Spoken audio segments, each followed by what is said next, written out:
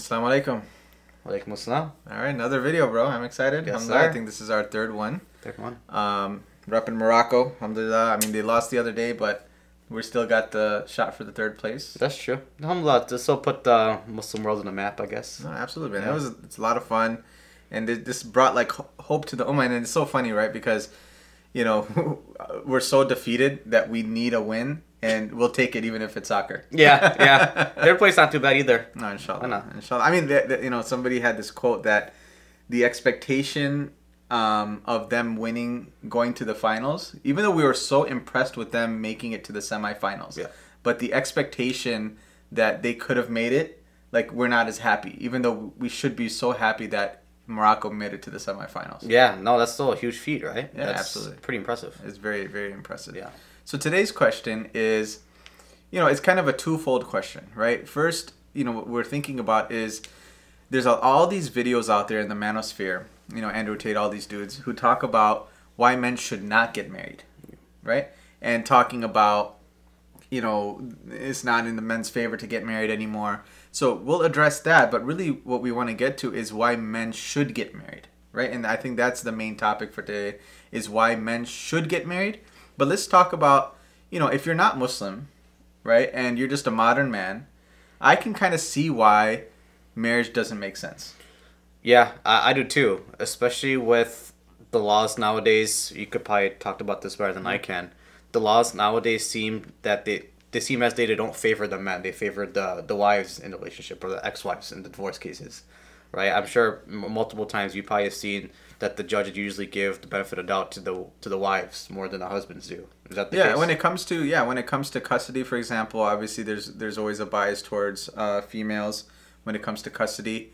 Also, interestingly enough, when it comes to working, right, the courts still push men to work, but they don't push as hard for females to work, right? Even though we talk about equality, we talk about feminism, whatever, it's very interesting because, like, if a guy is staying at home or he doesn't have a job right now, the courts will, like, force him and, like, impute money on him and treat him as if he's making that much money, but they would not do the same thing for a wife. Wow. Yeah, that's unfortunate, and that's the reason why I'm sure non-Muslim men are avoiding marriage, because women are almost incentivized to get divorced because they'll get a financial payout at the end of the time. Yeah, I mean, there is the legal sense, there's a financial sense, but there's also, like, what does the female want out of a marriage and what does the male want out of a marriage, right? For a male, what they want out of a marriage, I believe, is respect. Yeah. They want to have their skills being taken advantage of in the marriage. But what's happening, I think, is that in a marriage, that authority, that respect is all gone. Right.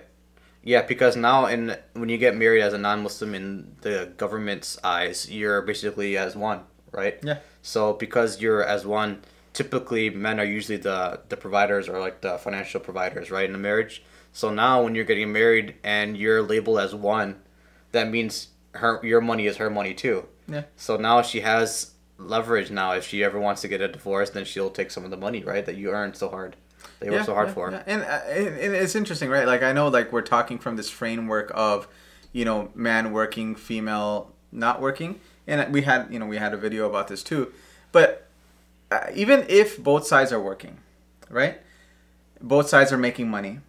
It's literally like, what is coming out of it, right? Like, for a guy, what he wants in a marriage is access to intimacy, right?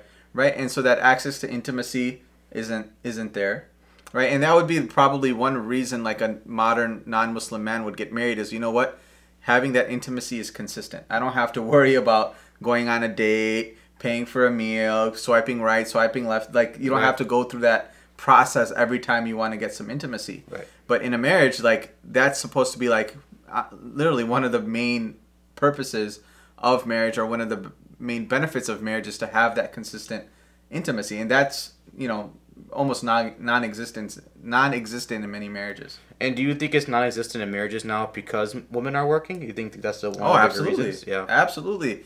I mean, I'm so glad you brought that up. I think that's probably one of the main reasons that both sides are so stressed. Yeah. You have so many things on your mind. You're dead tired by the time you come home. That's probably the last thing a female wants to do after being, going through that stress, because men and women handle stress very, very differently. Yeah. Right. And for women, I believe it's that whole mood that they're in that's going to dictate whether or not intimacy is being provided. So of course, I think that's a huge reason why intimacy isn't being provided. Yeah, and it sucks because I'm sure society nowadays, we're forced to have both people in the marriage work because everything's so expensive now too. Yeah. So it's not just the women as they're being selfish. A lot of times the men want their wives to work because they need help with the bills. Yeah, of course. Especially because everything is so expensive nowadays. So I don't want to sit here saying that women are being selfish or for working. I think the majority of time when women are working are because they do want to help the family. Yeah, of course. Yeah. And again, that's not the whole point, right? The whole point is, okay, understanding why men would not want to get married. So again, yeah, I think it's, you're not getting the respect. Your money might go away. If you have kids, then custody might be taken away. But also there's the other part of it where it's like, you don't feel good enough, right? Like growing up, many men don't have that personality built up to be a good husband, right? They can't express themselves. They can't hold it down. They can't show that leadership that needs to be shown because, they're a bunch of mama's boys. Especially because in society too, I feel that the man's role is underrated. As in a marriage and in society. I think now that society we're so privileged now and we have things so easy now that masculinity has been like frowned upon for some reason, Yeah. And like the man's nature to provide and protect is almost like made fun of or not welcomed anymore. Yeah. So I think because of that, men don't feel the need to be married because that quality that they need to be good husbands is not valued anymore. Yeah, I mean, and that's the thing, right? Technology has replaced the man, in a sense, right? Because now you don't need that strength, you don't need that foresight, you don't need money because all of that has been provided now based off the current market situation, current technology, and all of that. So it's almost like, okay, men are being put aside, and then the marriages are changing, the roles of men and women are changing. So I definitely can see why men don't want to get married. And I think there's actually a misconception, right? This misconception that men are out there just fooling around and getting whatever girls they want. I think that really that only applies to the top 10 to 20% of men. Yep. Right? The ones who have made it, they're good looking, they're fit, they have money. Those are the guys who are probably able to get women. But the vast majority of guys who are average, overweight, working whatever job, they have no confidence, they're not getting women. No, they're not. And I think women really don't understand that aspect of it, of things. They may see on Instagram or see on TV that like there's plenty of good looking men out there who are making good money. They're probably getting like all the girls out there, but the majority of men really aren't, And especially women, I guess, are hypergamous in nature, right? Sure. So they want to compete for the highest guy, and as they should. So a lot of times they're fighting for the top 10% men. So those top 10% men are getting the woman that they choose. Yeah. All 90% rest of men are probably getting the leftovers or not even getting any. Yeah.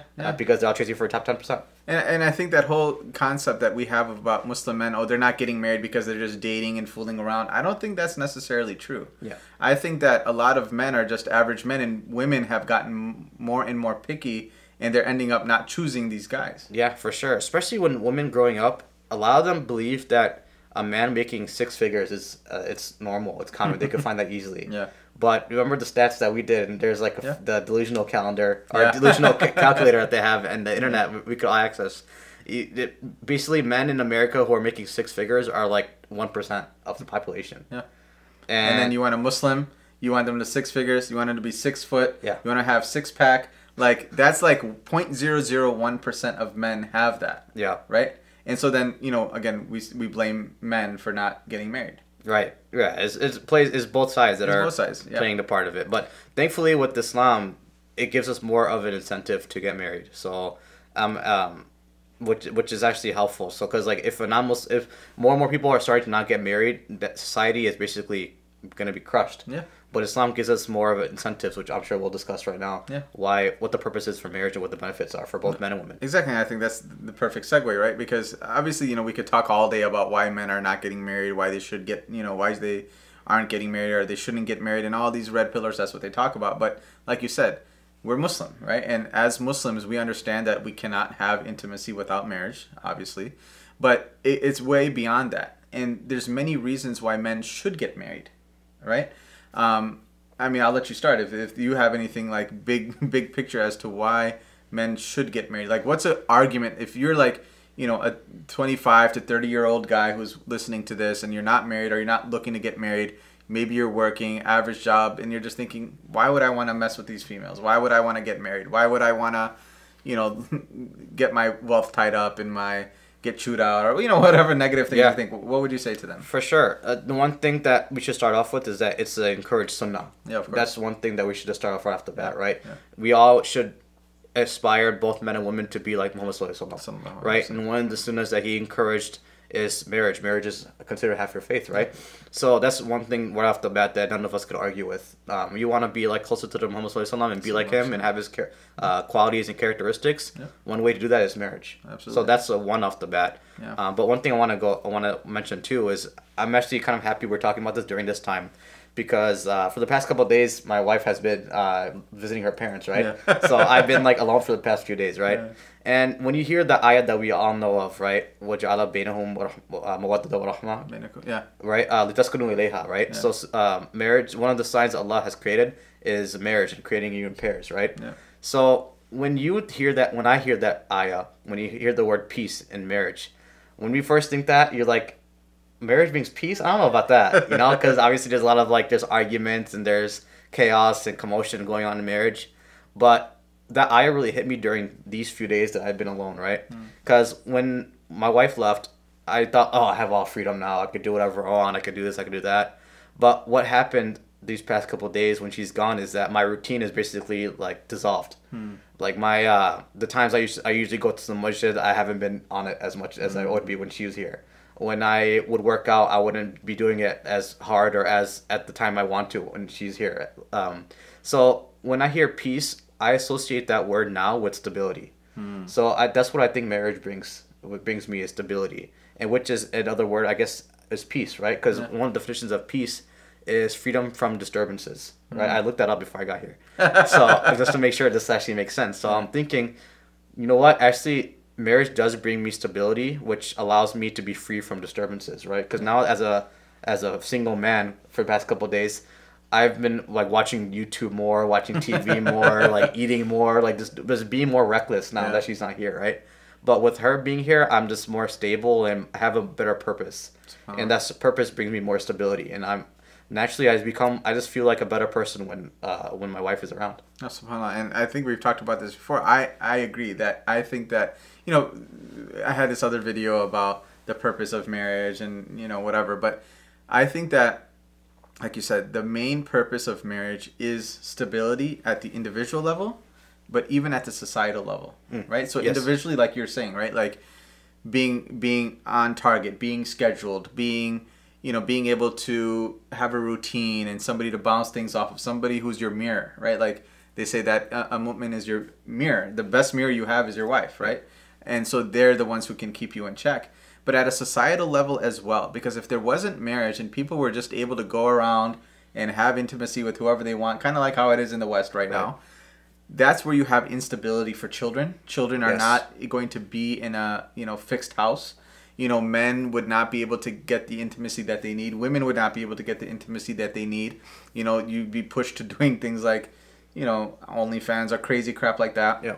And so marriage brings stability to society and to the family. So you're right. I think that the main purpose why men should get married and why I think marriage is so important for society is stability. Yeah, it stabilizes a routine. And Islam, the purpose of Islam too is to propagate society, right? Is to push society forward and to maintain society and make society as efficient as possible, right? And marriage is the one way to do that, because marriage gives you someone to like have a foundation with, right? Yeah. And I just told you on the way here, I was listening to a Yasser Qadhi speech, and one of the road لِتَسْكُنُوا إِلَيْهَا, sukun is the word, right? And it basically comes from the word sakan, and sakan has two meanings. One is house, and the other one is peace.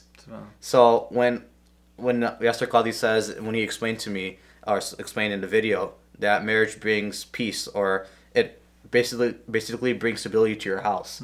So if your marriage is destroyed, that means your house is destroyed. If your marriage is flourishing, then your house is flourishing as well. It's all because marriage is like the foundation of everyone's life once they're married, right? And the house is a foundation physically of your life as well. Another thing is peace, right? So that's how I had to take some time to really understand what the word peace was in the ayah. And these 2 days that I've been alone makes me realize that it just allows me to have more stability, and I associate that with the word peace. Wow, oh, that's amazing. And the other thing when it comes to stability as well is, a lot of men have never been vulnerable in their life, right? And either they're on their own or even with their friends. Like with their friends, a lot of guys don't have that connection with their friends. Like they're just messing around with each other, they're insulting each other, playing sports, activities. But very rarely does a man have the opportunity to be vulnerable with somebody. Right. And really, in order to understand yourself, like I'm talking about emotional stability. In order to have true emotional stability, to have a wife that you could be vulnerable with and talk to about your goals, your dreams, your desires, your fears, your trauma, like that can bring you emotional, stability. They talk about like, oh, why don't you go see a therapist? And I'm starting to actually think that this is getting a little bit overblown, right? Every problem that we have in the Muslim ummah now is like, go see a therapist, go see a counselor. Right. Okay, yeah, sure. But look, take advantage of your wife, take advantage of your friends, take advantage of your community, and then yes, go to the therapist after that. That's so true, man. And I think about that too as I grow up, is that a lot of help that we try to seek through online and from strangers, you could find that within just your family.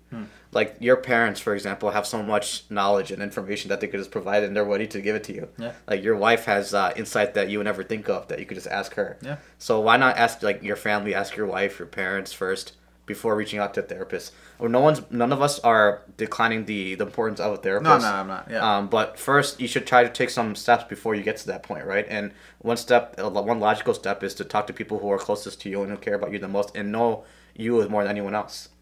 Even like you said, stability.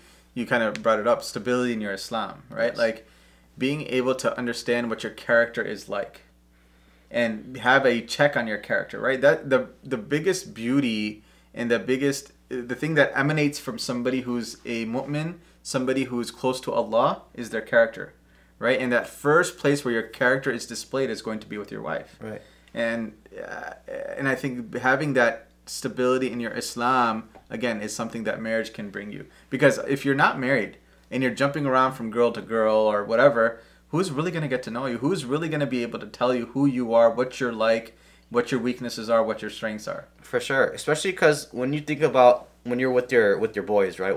They only help you bring one side of you, which is like the masculine side, right? Because you want to compete, you want to troll each other, you want to be dominant. So they only elevate that one side. What a wife does is that it elevates you in all aspects. So, for example, like if you have a desire to make more money or something like that, you have a reason why you do it. If you want to be more emotionally available for people, or for in general, you want to be more emotionally available, your wife will help you do that just for her being existing. So what also a marriage does is that it gives you someone to serve.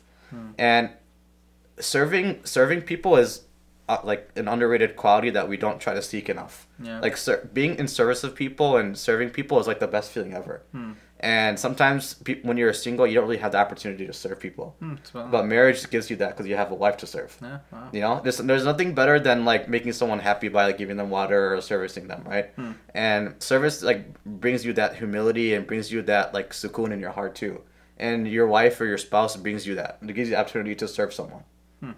Wow, I haven't thought about it that way. I think most men think about being served rather than service. Yeah, and we all have that habit too, Yeah. But like when you like make your wife happy, it like gives you like someone to actually care. But you have a purpose. You have a direct purpose. Sometimes we forget that the purpose for our existing is Allah, right?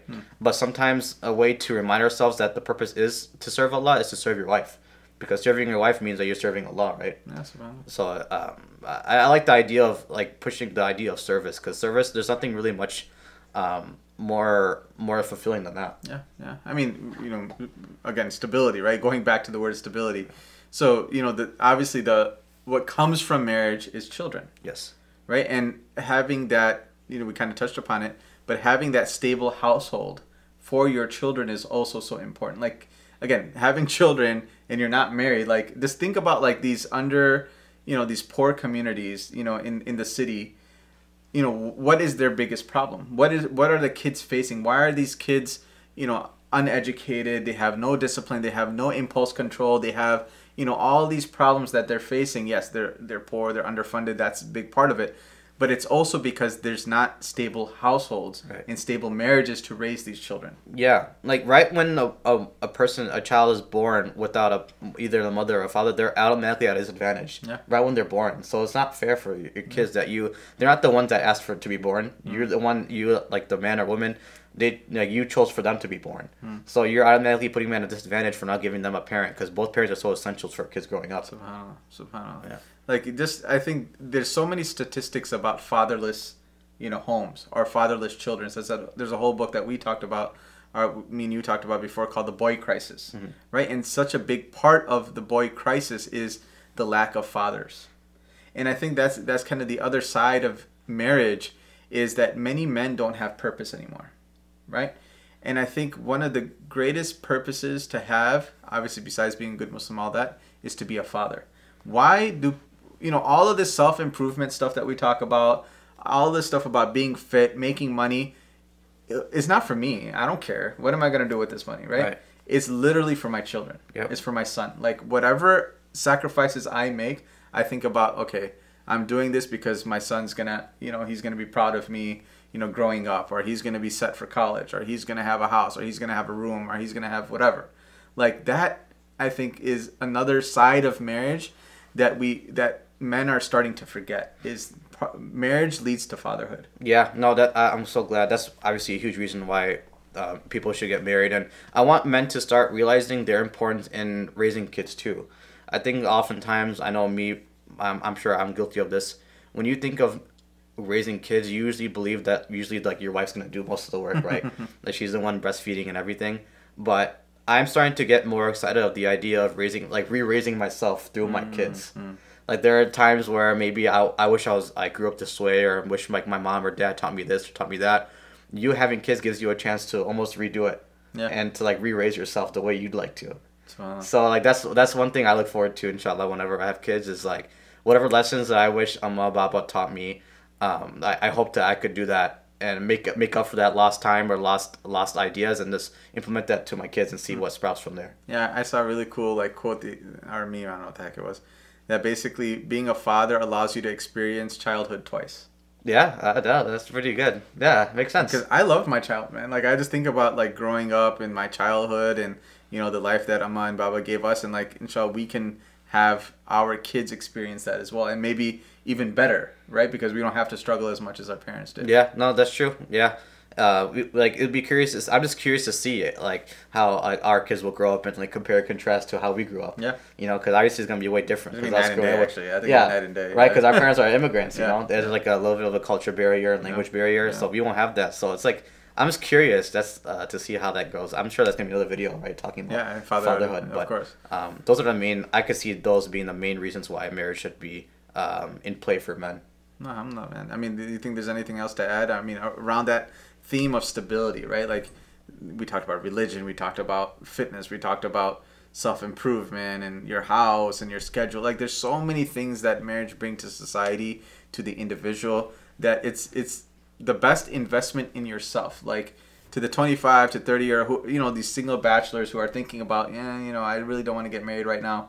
Like, think about it, right? And I think that we've made a decent argument for why marriage should really be something to look into. Right, and I think Muslim men, what they're doing nowadays when they look at marriage is that they're looking at it at a non-Muslim lens, and they're looking at that because we're indulged in this culture, right, of being in a non-Muslim world. Like, we can't help but looking at it in that sense. But I want us to start reframing our lenses, think that marriage is actually will benefit us in the long run as well, and through the marriage aspect, because of Islam. Yeah. That's the reason why marriage is so beneficial for us. Because if you try to look at it in a non-Muslim sense, the cons, when you try to look at it in a logical way as a non-Muslim, maybe the cons outweigh the pros of marriage. But when you then implement it in a Muslim sense, in an Islamic sense, then you realize the pros heavily outweigh the cons. No, subhanallah. I think that's a good place to stop as well. Alhamdulillah, man, jazakallah khair. I think that was a great discussion. Inshallah, I'm looking forward to many more of these types of videos, these short discussions. They're not too long, not too short, but I think we get a lot. So, you know, give us your comments. We really want you guys to interact, give us ideas about other topics that we can talk about and discuss. We would really like to hear from you guys, so make sure you guys blow up the comments, like the video. That also helps for the for the videos to spread, for the channel to spread. Any final words? No, that should be it. Yeah, I look forward to the comments and like having slight discussions with people. So if you guys have anything that you guys disagree or agree with, please feel free to come at us. We'll be happy to debate a little bit. All right, inshallah, subscribe inshallah for future videos. Until next time, assalamu alaikum wa rahmatullahi wa barakatuh. Assalamu alaikum.